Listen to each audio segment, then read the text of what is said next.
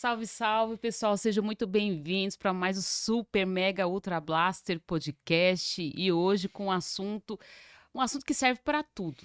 Para relacionamento, para empresa. A gente falou empresa porque aqui é o podcast para isso, mas vale para tudo na vida. Em algum momento você vai usar. Certamente você vai usar.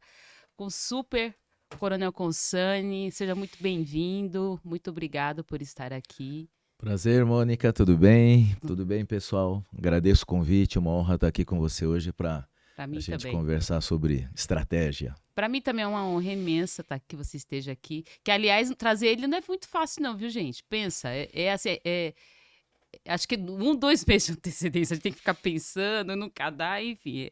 A vida dele é super atribulada. Bom, da área militar, né? A pessoa, imagina, você tem que apagar literalmente incêndios, né, Consani? É o tempo todo, né? A gente administra problema o tempo todo, né? E se é uma coisa que existe no mundo hoje, na sociedade, nas empresas, enfim, em todas as áreas de relacionamento, é problema, né? E a gente, como um solucionador de problema, está sempre correndo atrás das soluções aí.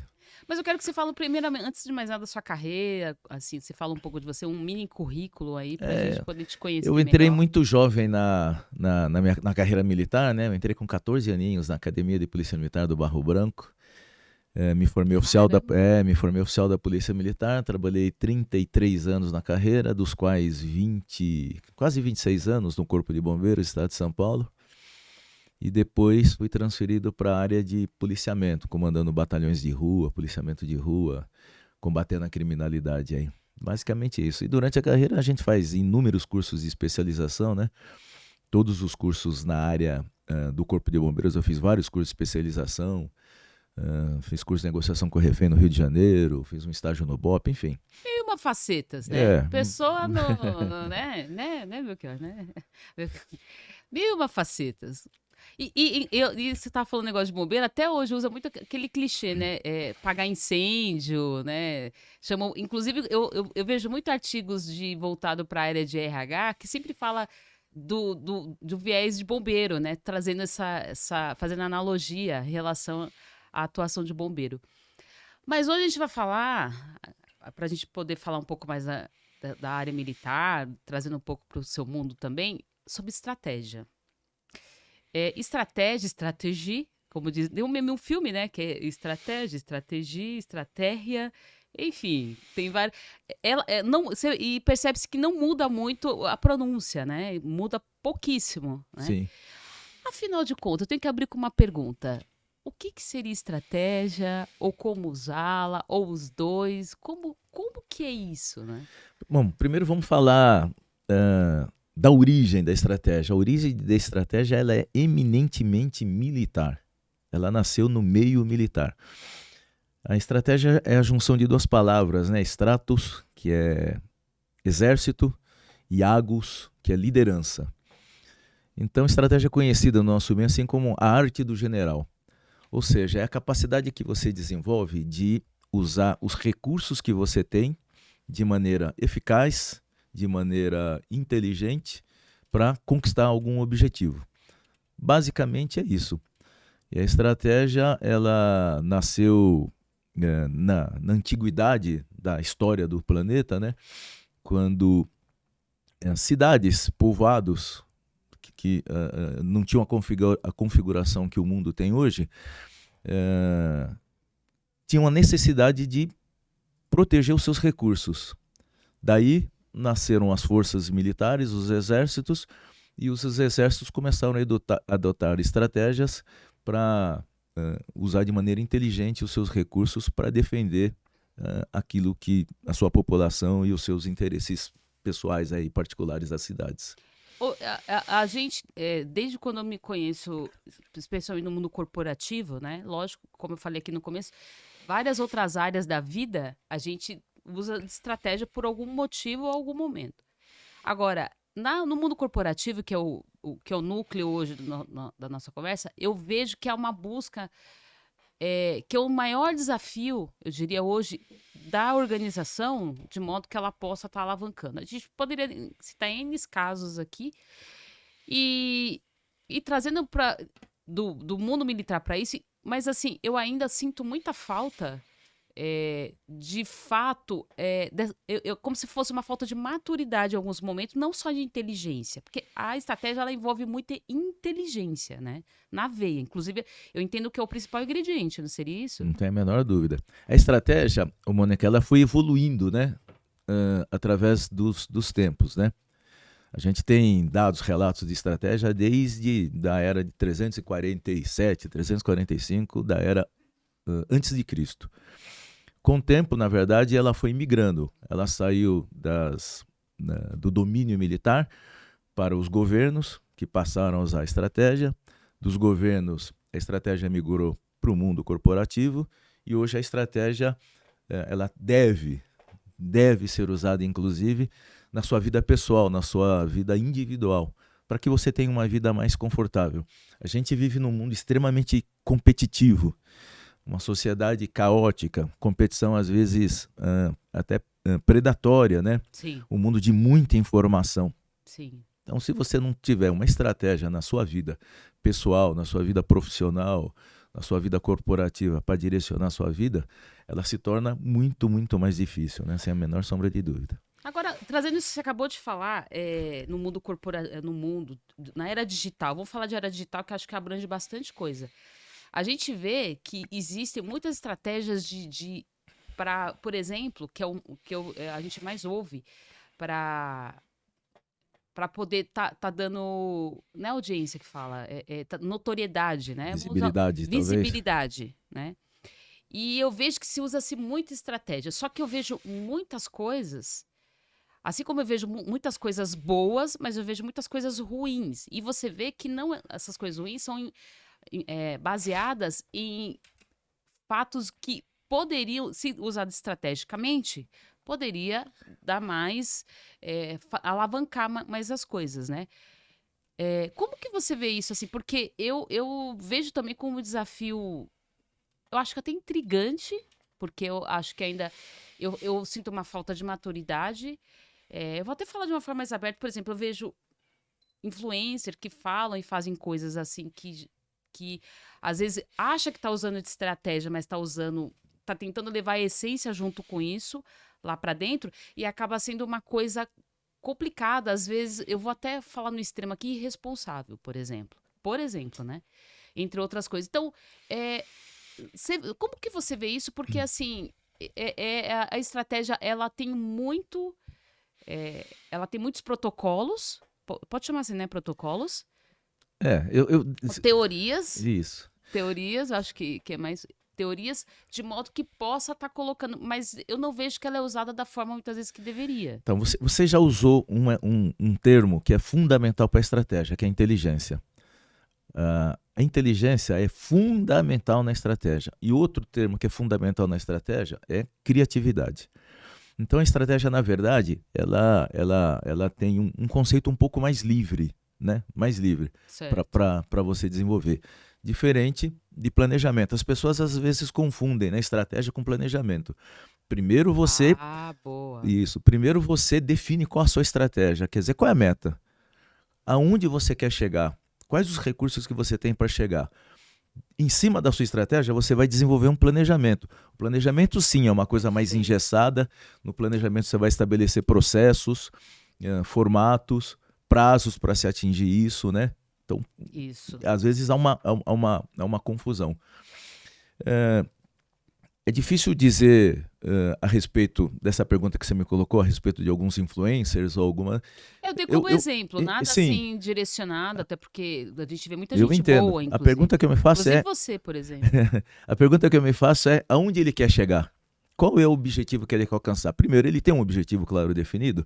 Existe uma frase, né, clássica, muito clara, que para quem não tem um local para chegar, qualquer caminho serve, né? Isso aí. Qualquer caminho serve. Então a pergunta é, que objetivo ele quer alcançar? Esse objetivo que ele quer alcançar, ele está atingindo isso de maneira inteligente? Será que ele está usando a criatividade dele para o bem? Infelizmente, eu concordo com você, muita gente acaba usando a estratégia de maneira absolutamente equivocada, né? Sim. Até desviando o conceito básico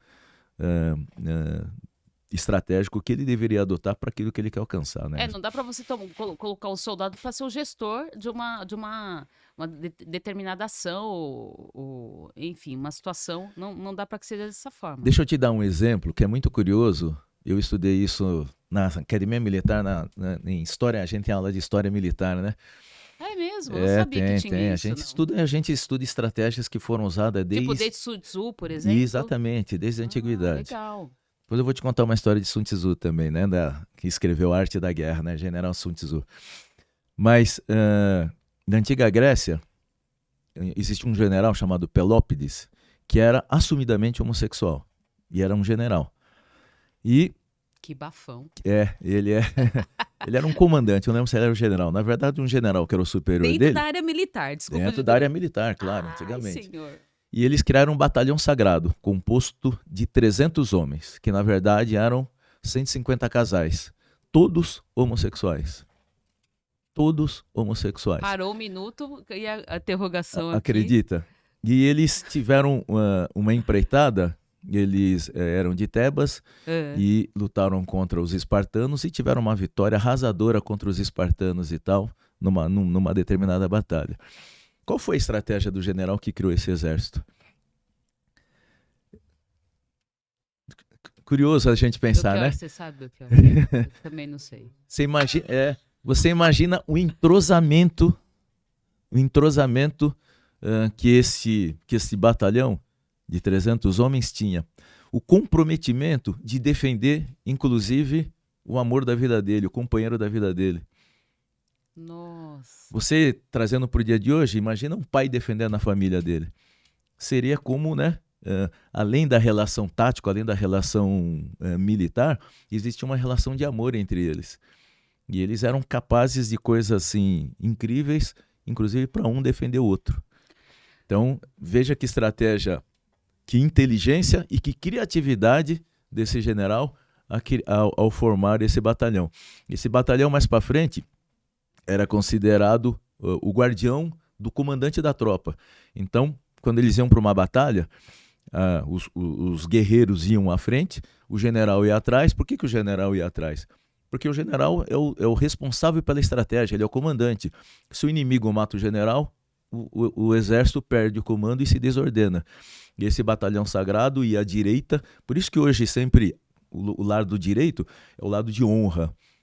Quando você senta ao lado direito, é o lado de honra. Esse batalhão sagrado ia à direita do comandante do exército, porque a função dele era proteger o general, para que o general não fosse atingido e o exército não se desordenasse numa campanha.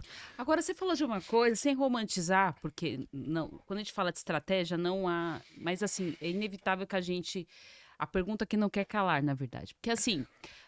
a estratégia, ela traz um lado racional bem aguçado. Tem que tá bem aguçado. Sim. Certo? Sim. Como fica a parte emocional, entre parênteses, e a essência junto com isso? Porque, afinal de contas, você tem que tomar decisões que não pode ter um viés emocional. E aí, eu queria que você me contasse, assim, até se tiver um caso para você contar, como que é isso? Porque quando você vai fazer o planejamento, e na área militar, baseado no que você trabalha, que é um bombeiro, né? Salvamento, não foi isso? Sim, a maior parte tem que tomar decisões em fração de segundos, né? Como que é isso? Porque, assim, quando a gente traz para o mundo corporativo, existe um tempo, né? Ainda que a gente fala prazo curto, médio e a longo prazo. Mas o prazo curto é uma questão de 3 a 6 meses pode durar, né? Sim. Então, seria o prazo curto. Mas a gente está falando de, por exemplo, salvar vidas. Como que é isso? Porque eu fico pensando, tá, eu tenho tempo para fazer isso dentro de um planejamento numa empresa, mas e na vida real? Isso é fácil entender. Da área militar? Quem determina a estratégia tem que ser um líder, tem que liderar. E líder tem que tomar decisão. Simples assim.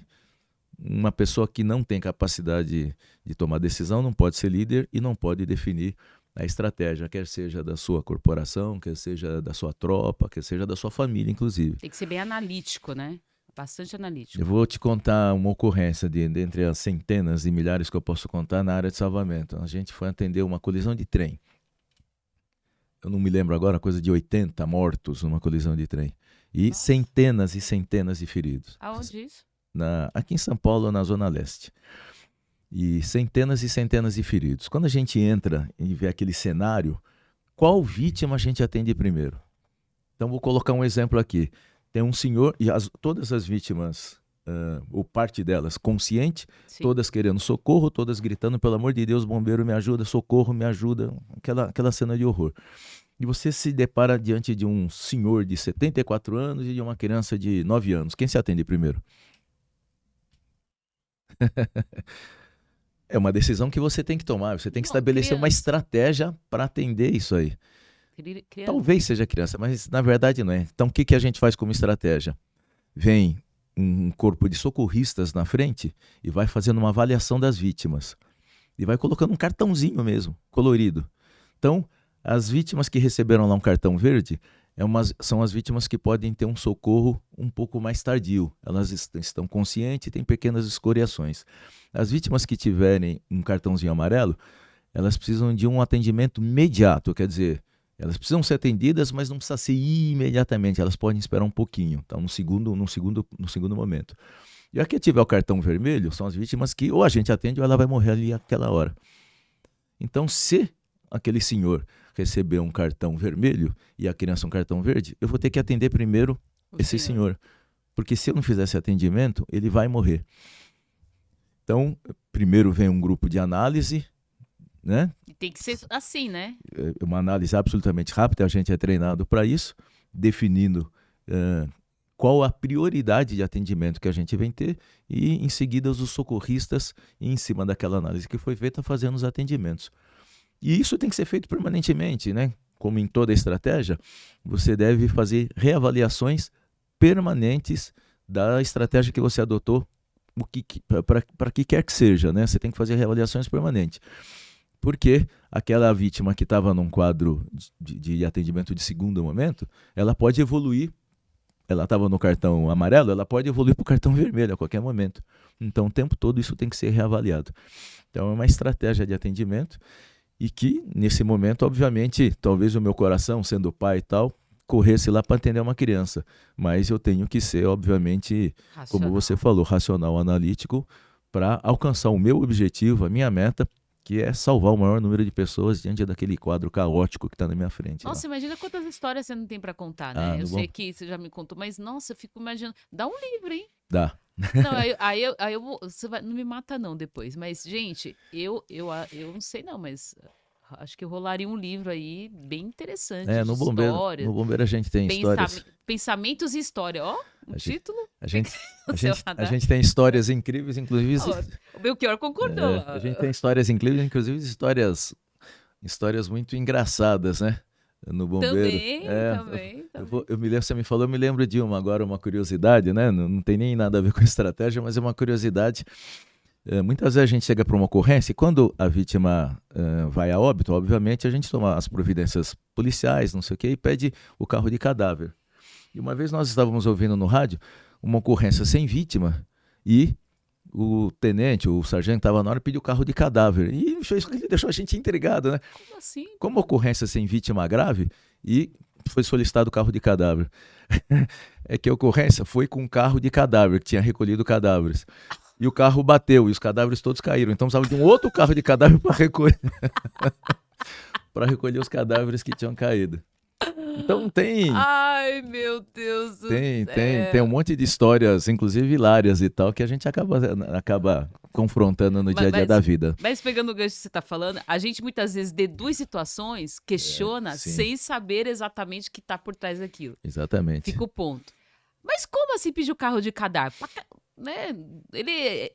Assim, você fala assim, que coisa mais trash, né? Sim. Coisa mais louca. Não, né?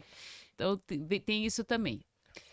E aí, outro ponto também que eu tava analisando enquanto você estava falando, que assim, além do que você falou de treinamento, né?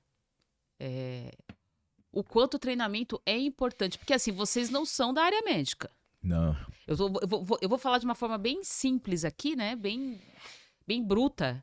Porque vocês não são da área médica, mas você tem que tomar decisões para poder dar vamos dizer assim, apoio, é o correto falar, acho que apoio, sim, né? Sim. Para a área médica, né? Para a área da saúde, quer dizer, né? Melhor dizendo. para a área da saúde. Mas, obviamente, que o treinamento ele é adequado e ele tem parâmetros, não é isso? E protocolos também para que seja executado. Então, eu vejo que o treinamento, além do planejamento, porque assim, para você planejar, você tem que saber o que você está planejando. Aí vem aquilo que você falou, ter objetivo, saber o que você está planejando. E antes disso tudo, vem treinamento, né? Então, eu vejo que hoje, eu falo que hoje, também hoje eu sei que você trabalha, na verdade você trabalha em empresas, né? A gente atua nas empresas e a gente sabe o quanto é importante ter treinamento, Sim. né? Daqui a pouco eu vou falar de processos também, mas sobretudo treinamento, porque você não pode, por exemplo, você que trabalha hoje com a segurança patrimonial, você falar disso sem saber com um dos teus homens, né? Eu vou falar homens porque na sua grande maioria ou na totalidade são homens, tá adequado para aquilo. Então, deixa eu te falar uma coisa que tem muito a ver com o que nós estamos tratando hoje sobre estratégia.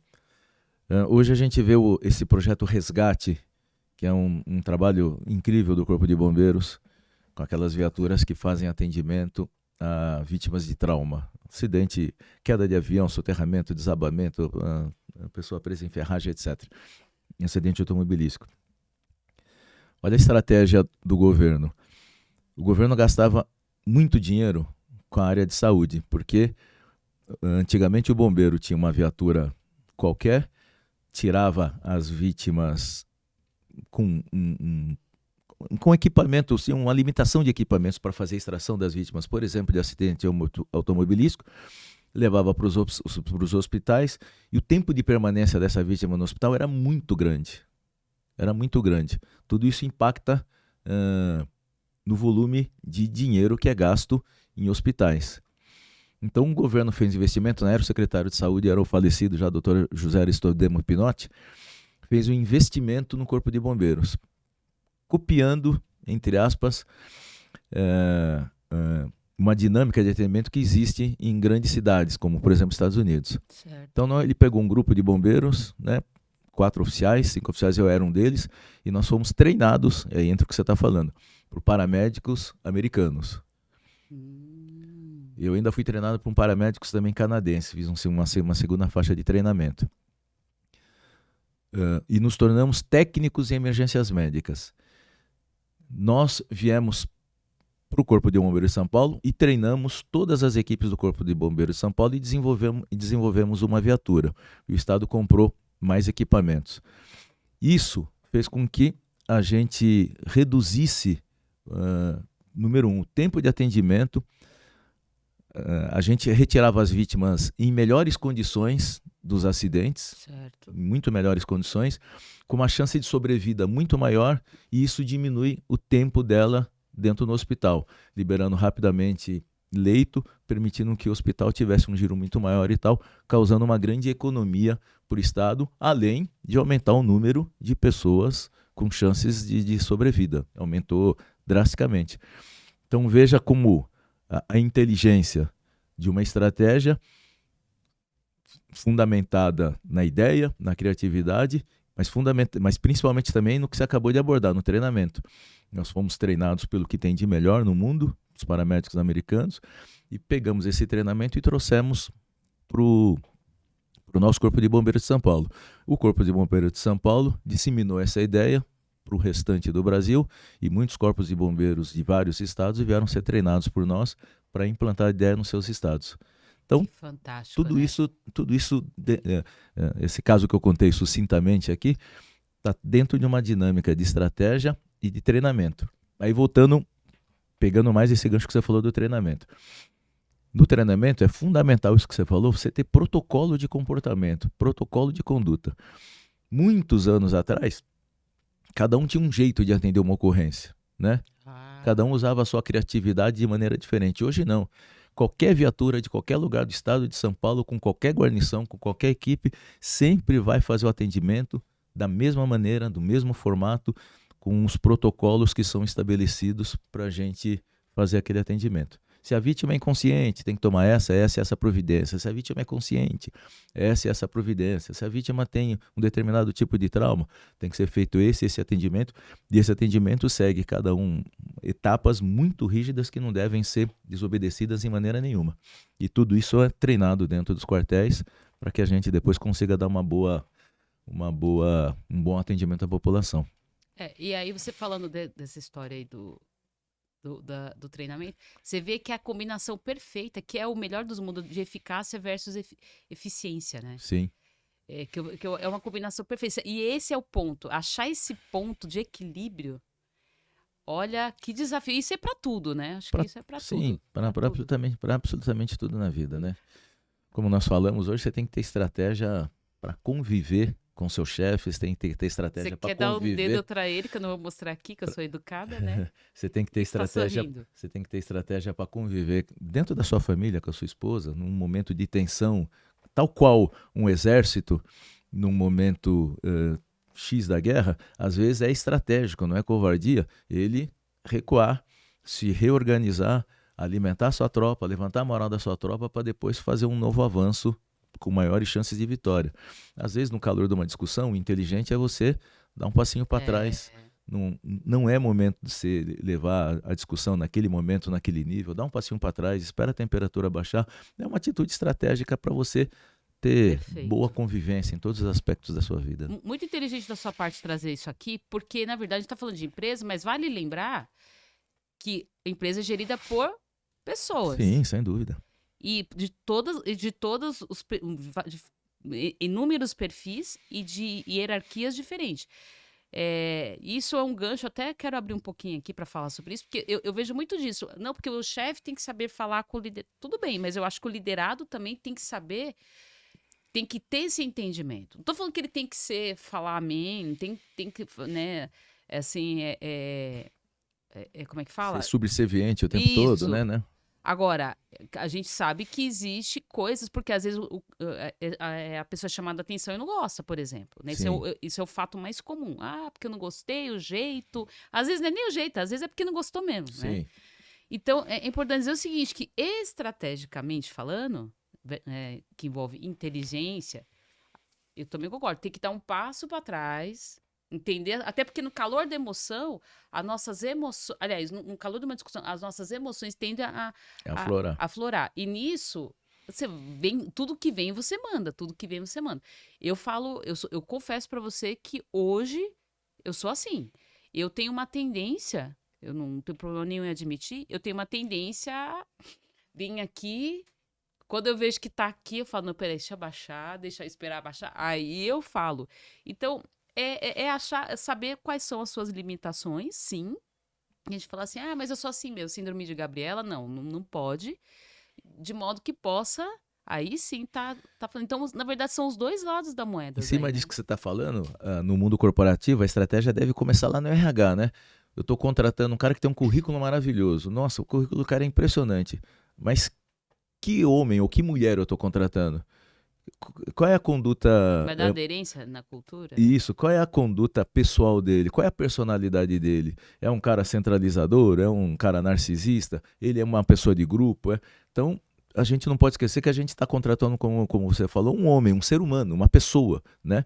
E não é só o currículo que pode demandar nisso. Aí entra o aspecto da tal da inteligência emocional do líder também. Exatamente. E também do liderado, né? De saber como estabelecer uma relação de convivência inteligente, né? Fluida, para que a meta, o grande objetivo nosso é alcançar aquela determinada meta. Para isso a gente tem que as duas partes, né? Tanto o líder quanto o liderado tem que contribuir dentro desse processo. E é importante dizer o seguinte, que as pessoas que mudam de cargo muda de cargo, geralmente é porque ela tem um comportamento diferenciado nesse sentido. Sim, né? Sem dúvida. Ela demonstra em algum momento, por algum motivo, que ela tem a chance de mostrar e por conseguinte a isso consegue subir de cargo, consegue ganhos no modo geral. Então, isso só leva a ganhos. E também tem uma diferença. Uma coisa é você se posicionar, né? Que é uma coisa que eu também, em um dado momento, eu tive dificuldade de entender.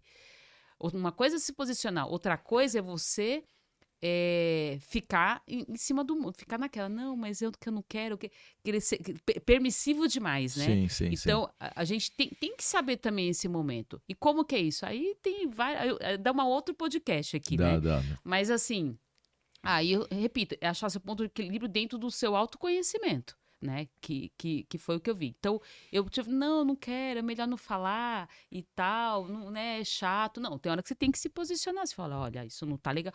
Mas a forma, é pecar pela forma, né? Muitas vezes é isso que acontece. A forma está muito ligada com a estratégia, né? Total, né? Total.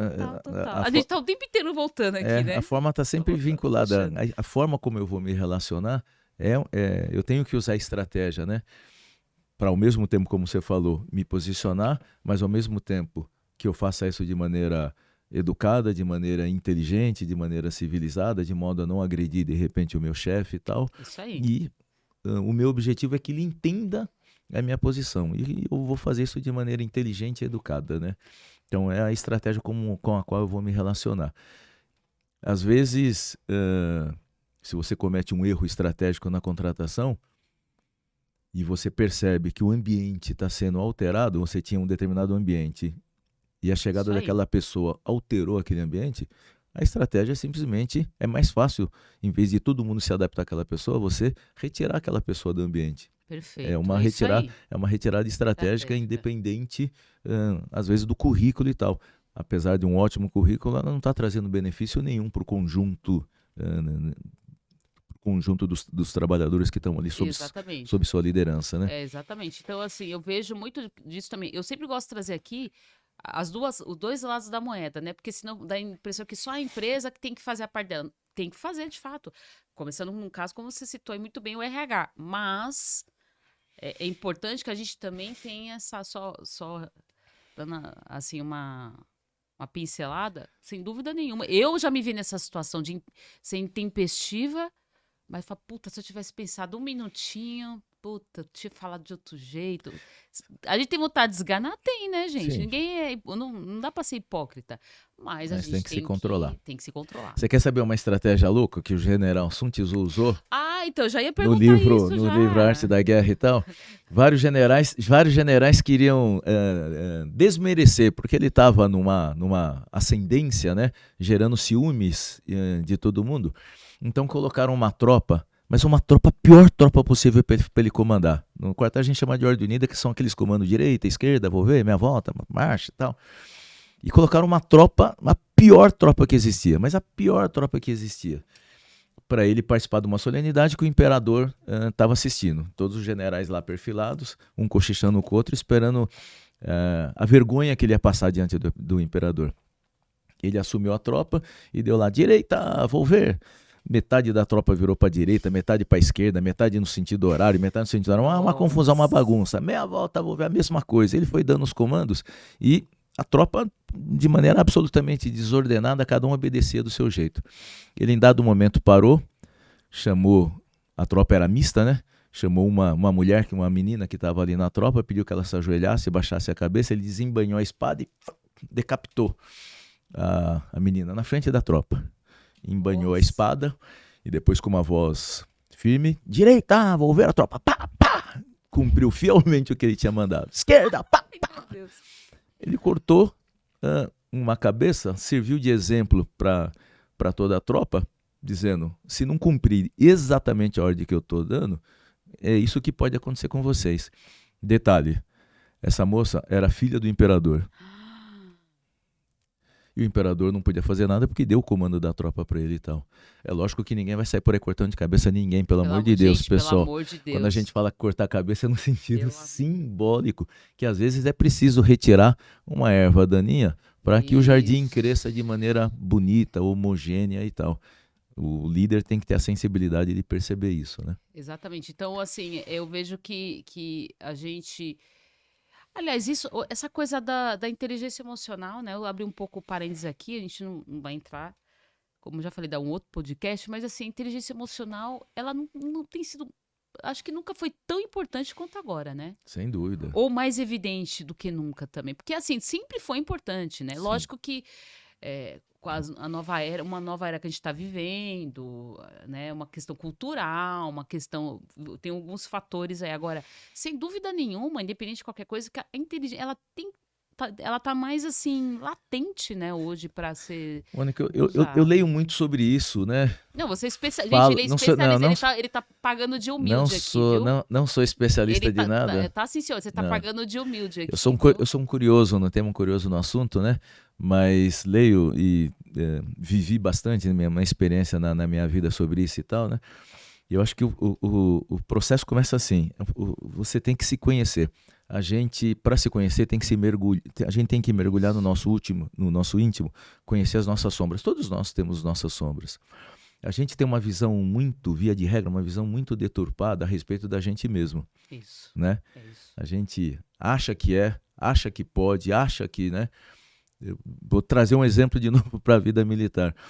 A gente no treinamento submete o nosso pessoal no curso a limites extremos, porque é o que ele vai enfrentar na rua.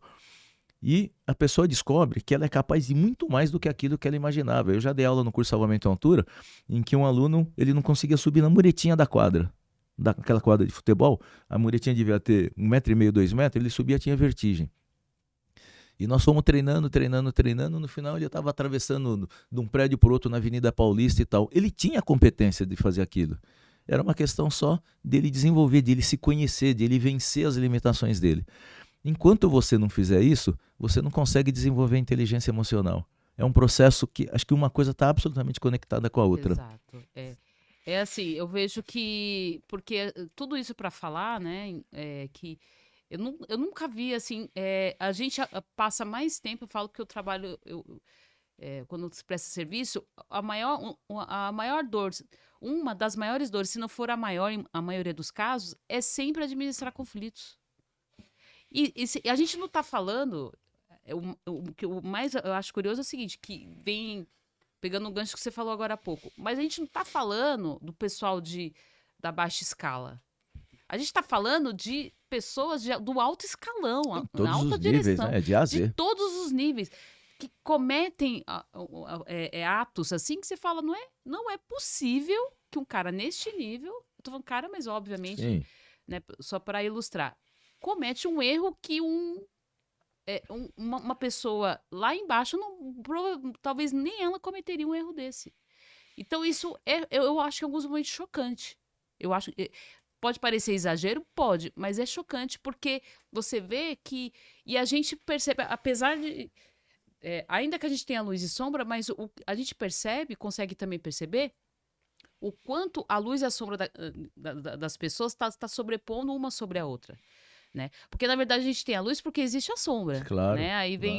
vem toda uma teoria muito interessante. Mas, assim, e a gente consegue perceber, né? E o mais sensacional que eu acho é quando você usa aquilo para você não fazer. Né? Eu acho uma das coisas mais sensacionais. Então, isso é um fator, assim, que eu acho que, assim, baseado em tudo isso, levando em conta que a estratégia ela é nutrida de inteligência, um fator muito, né, que é um desafio na humanidade hoje, né? E sabe lá por quanto tempo? Sim.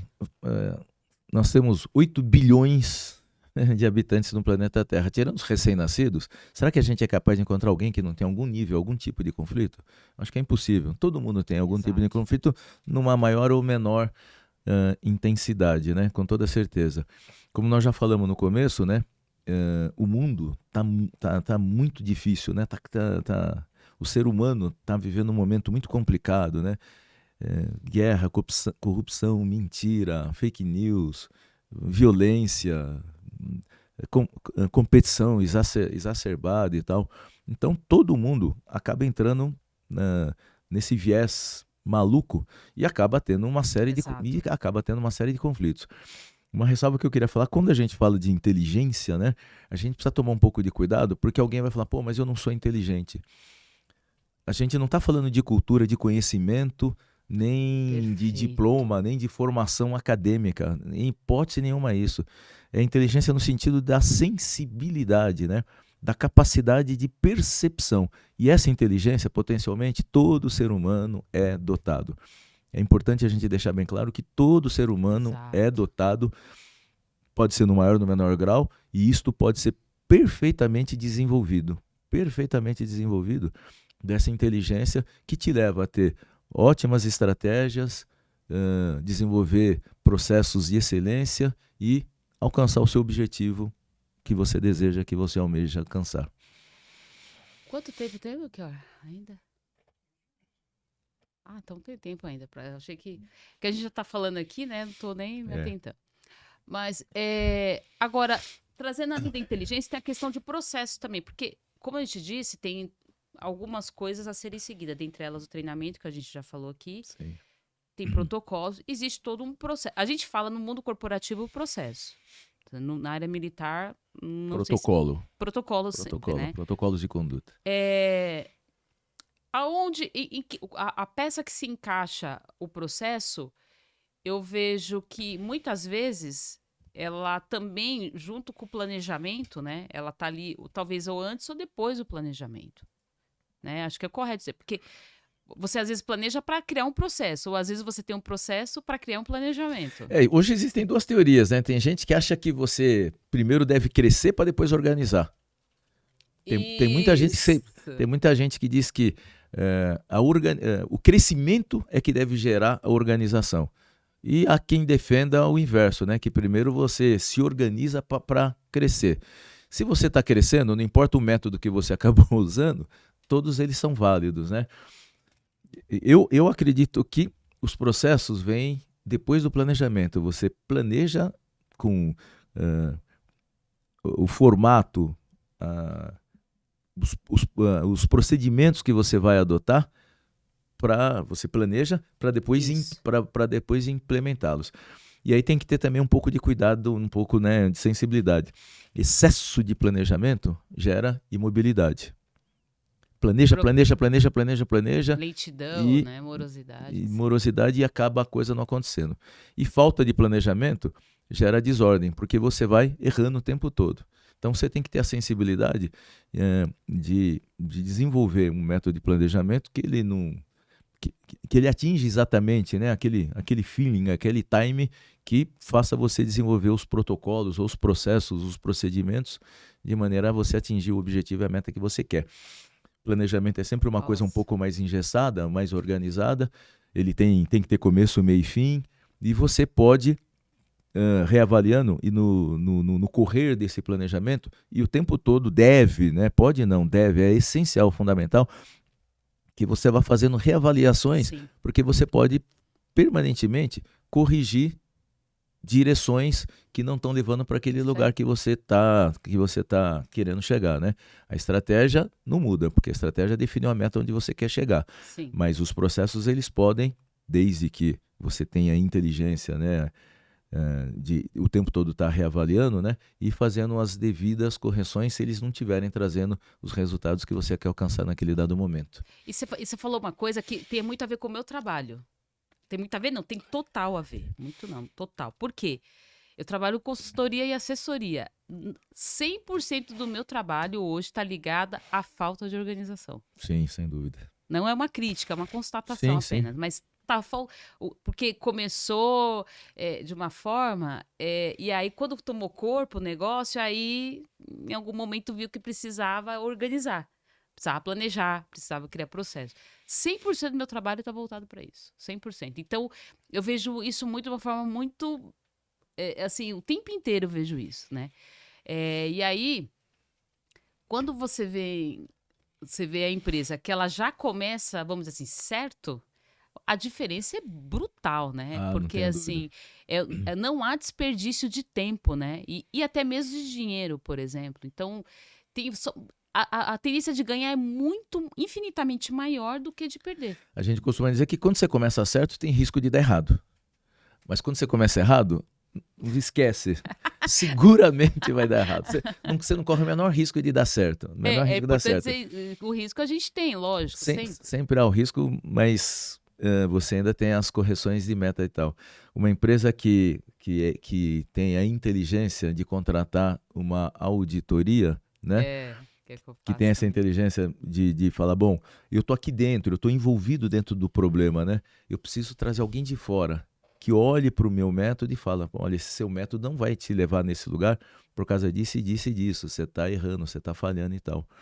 É uma empresa que está usando, obviamente, a inteligência, né, para conseguir alcançar o seu objetivo. Sim. Então, o trabalho de auditar, que é o trabalho de checar os processos e propor correções de rota, ou que seja apenas apontar o erro e pode até propor ou deixar que a empresa use a sua criatividade dentro dos recursos que ela tem, né, para corrigir as suas rotas e finalmente atingir o objetivo que ela quer.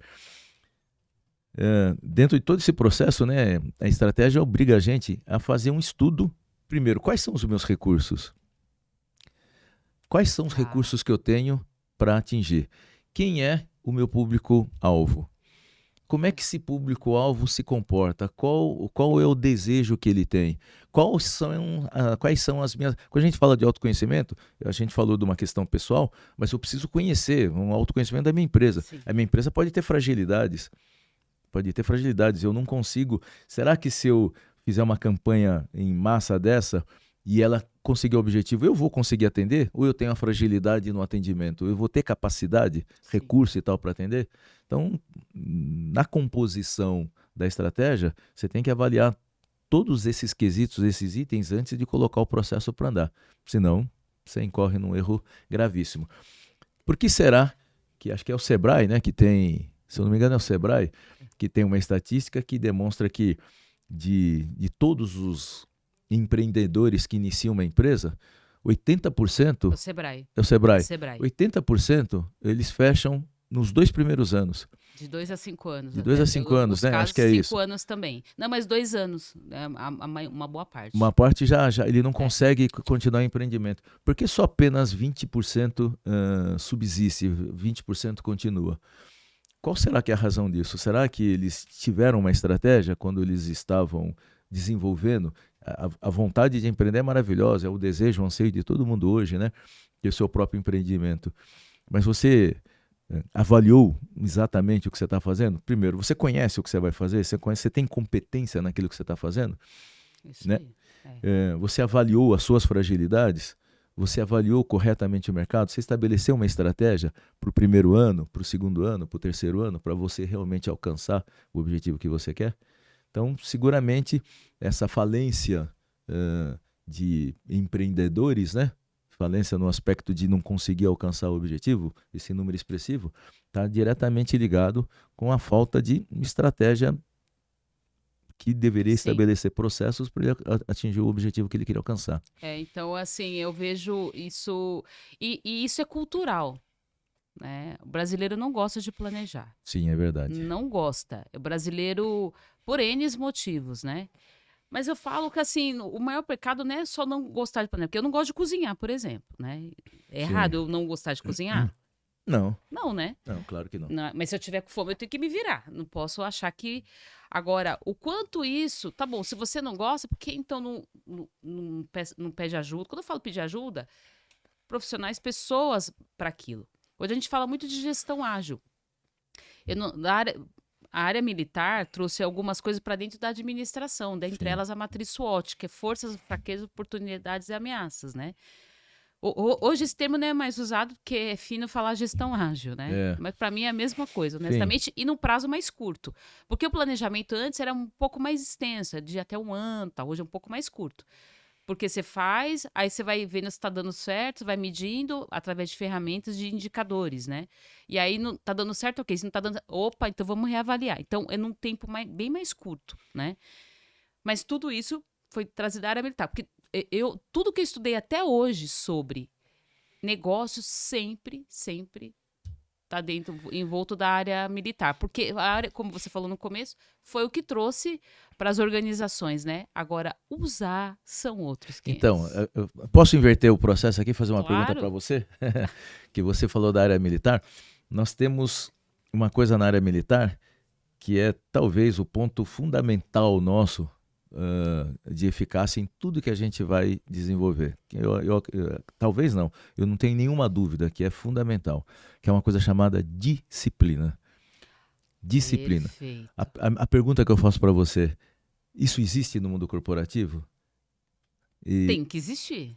Mas existe minimamente, minha né? pergunta é, existe na prática no mundo corporativo? Será que às vezes a falta de disciplina não é o que ocasiona às vezes alguns fracassos aí no mundo corporativo? Porque você tem estratégia, você tem os processos, você estabelece não sei o quê. Agora, se você não tiver a disciplina de quem está executando, e no nosso caso a gente tem uma disciplina que, caso não seja cumprida, é inclusive sujeita a punições, porque nós temos um regulamento disciplinar. Se a gente não tiver essa disciplina, todo o trabalho de inteligência que foi desenvolvido vai por água abaixo, né? Mas você vê, trazendo isso para o mundo do esporte, teve um episódio, não sei se você vai lembrar, que me veio aqui agora, não tinha pensado nisso, nem antes do podcast, dos Jogos Pan-Americanos, né? Que a maior parte dos atletas eram treinados pela área militar. Sim, você viu? Né? E outros, não. Esmagadoramente, o pessoal da área militar ganhou as medalhas de ouro, esmagadoramente. Sim. Aí, na ocasião, eu fiquei me perguntando, o que será que leva... Aí eu fui pesquisar, né? Disciplina, foco, que a questão do foco também é extremamente importante, Sim. né? Foco, disciplina, porque, assim, existe todo um critério embasado, né? Acho que eu vou chamar assim, embasado na área militar para que aquilo funcione. Então, foco e disciplina é fundamental para muitas coisas, mas no mundo corporativo existe também uma confusão, porque hoje, por exemplo, você tem o home office. Eu vou falar a minha experiência pessoal. O home office, quando eu fiz, me exigiu mais. Eu tive a sensação que eu tinha uma obrigação maior de ter disciplina e foco do que quando eu estou na empresa. Né? Foi uma coisa curiosa assim que aconteceu. Não que eu não tenha foco na empresa, mas é diferente. Como vir falar com você, o outro vai tomar um café e aí discute não sei o quê. Quando você está em casa é totalmente diferente. Que aquele tempo você usa a seu favor para que você produza. Né? Então você vê que quando introduz-se bem a questão do foco e da disciplina, sem sombra de dúvida que é outra receita importante também para o sucesso, né? Na nossa vida, tudo que está muito relacionado com a disciplina, na nossa vida, lá tudo tem prazo. Então eu pego um documento e mando lá para o tenente. Averiguar, não sei o que tem.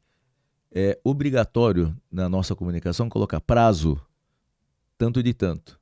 E se ele não cumpriu o prazo, ele está sujeito a medidas disciplinares, né? A pergunta é, no mundo corporativo, será que existe isso? Eu dou uma tarefa para você, via de regra, se estabelece um prazo para você me devolver essa tarefa? Isso acontece? Cri, cri, cri, cri, cri, cri, né? Cri, cri. Dá um outro podcast isso. Por isso que eu digo que alguns conceitos da vida militar, às vezes a pessoa tem uma ideia deturpada do militarismo e tal, né? Mas alguns conceitos, eu estou falando da administração da vida militar, eles tornam a nossa vida, primeiro, muito clara, muito óbvia, as regras estão postas lá de maneira muito clara, ninguém tem dúvida a respeito disso, e tornam a nossa vida, e tornam o desenvolvimento da administração eficaz, porque há um sistema rígido de disciplina, um sistema rígido de prazos que devem ser cumpridos. E, caso não sejam cumpridos, há um regime rígido de punições que são aplicadas pelo não cumprimento de determinados prazos. Você pode fazer, e ainda há uma flexibilidade, você pode justificar, comandante, eu não consegui por causa disso e disso e disso. O senhor me concede mais um prazo de 15 dias? Há essa flexibilidade. Mas eu preciso justificar por que eu não entreguei meu trabalho dentro daquele prazo. Agora me deu uma curiosidade aqui, né? Que a gente vai falar porque a gente está falando na área militar, ela tem esses pontos, mas em algum momento alguma coisa dá errado. Sim. Do ponto de vista dentro de um protocolo. Sim, pode acontecer. E eu vou colocar dentro de um erro humano, tá? Não necessariamente porque, às vezes, há tomada de decisões, né, especialmente do líder, para alguma coisa. O que já aconteceu assim, se é que dá para você falar, que você fala, puta, isso, mas a gente foi e de repente se deu para corrigir ou tirou aquilo? Tem algum fato assim, só pra gente colocar os dois lados da moeda aqui um pouquinho, não? Eu não sei, é difícil lembrar. Mas erros a gente sempre, como você falou, né? A gente nunca pode deixar do lado de fora a humanidade, né? Nós somos seres humanos. Há Trouxe erro, polêmica aqui agora. há erros de avaliação, tanto às vezes em quem comanda, né? Que dá uma determinada ordem e a coisa não sai do jeito que você gostaria que saísse, Mas eu vou te interromper. como em quem executa. Eu acho que não é exatamente erro, seria então ponto de melhoria, não é isso? Não é mais. Porque, por exemplo, quando você citou que foi para os Estados Unidos fazer área de salvamento, isso foi um ponto de melhoria muito importante. Não, sim, sem dúvida. Né? Porque isso também sempre tem um ponto de atenção, mais do que justamente para não cometer o erro. Eu vou falar uma coisa. Você está falando, eu lembrei de uma ocorrência. Ufa, livrei agora, meu pai. Eu fui numa certa oportunidade, entre outras coisas, o bombeiro vai e corta árvores que estão no risco de queda iminente, gerando risco à integridade de patrimônio, de pessoas e tal. E a gente montou uma estratégia para fazer ele corte árvore com cabo de aço. Era um pinheiro gigantesco, enorme e tal. E você tem uma técnica certa para cortar, onde você faz a boca da árvore, para ela cair para o determinado, para ela tombar exatamente para o local que você quer e tal. Nós não contamos com algum detalhe que, em algum momento, um dos cabos afrouxou e a árvore fez uma volta assim. E só não destruiu a casa da pessoa, só não partiu no meio a casa da pessoa, por mera questão de sorte, porque nós demos sorte. Mas muitos dos galhos caíram, rasparam, quebraram algumas telhas da parede da pessoa e tal. Foi um erro nosso de avaliação. Não foi erro de cálculo. Então, um erro de avaliação. Na estratégia que nós montamos naquele corte e tal, nós erramos, em algum momento erramos uma avaliação. A consequência não foi grave, houve uma consequência não foi grave, mas poderia ter sido muito, muito grave, a gente poderia ter destruído a casa da pessoa. Então, pode acontecer esses erros? Podem, infelizmente pode acontecer. Nesse dia, nosso anjo da guarda estava de plantão, eram 5 anjos da guarda, ficaram soprando a árvore lá e graças a Deus nós nos livramos de... Obviamente não tinha ninguém dentro da casa, a gente toma todos os cuidados e tal, mas a gente teria destruído um patrimônio da pessoa e nós seríamos responsabilizados por isso. Você erra, você vai ser responsabilizado. Você assume as consequências, né? Não tem jeito. Tá certo. Então, assim, eu vejo que isso também, porque assim, eu vejo que assim, existe o risco, a gente já falou aqui os riscos, como esse, por exemplo, na verdade é um risco, né? Agora, sempre o ideal é que sempre trabalhe para melhoria, né? Claro. Porque você monta-se um protocolo, que seja processo daquilo, porém, a melhoria, ela sempre tem que estar também em atenção, né? Hoje eu tô falando, por exemplo, de tecnologia. Hoje, determinados sistemas, eu vou falar de uma forma genérica, mas substitui um X de pessoas. Então, eu vou dar uma estatística assim, eu já vi sistemas substituir coisa. Eu vou falar até da área do transporte, que foi da onde eu vim. Quando eu comecei, se emitia ainda conhecimento de transporte com documento para...